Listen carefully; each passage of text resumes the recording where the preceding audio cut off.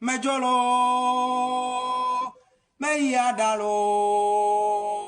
kekiame agamagbale de wotrona esiai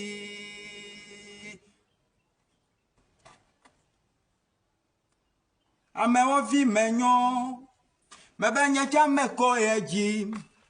boda megabi be atikogbe me wotoe kapi va dzo ɖe mia dome ye mia nɔ wɔnyi la abetsoevi menyo ene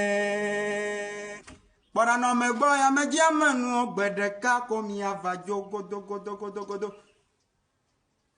ame aɖeke meva anyigba dzi tsiƒo o ɖe alo medadze o ame ɖeke fie mi va eye mi la nɔ ne mi wu evɔ miagadzo asime mi va ne ɖɔ ko na dzo la enɔ megbɔ ya medzi amenuwo kpɔɖa gbe ɖeka miwo keŋkeŋ miagava dzo bainalito et son frère sibiri ke mi kpoya miwo ke kpoya ame ɖekpe mlo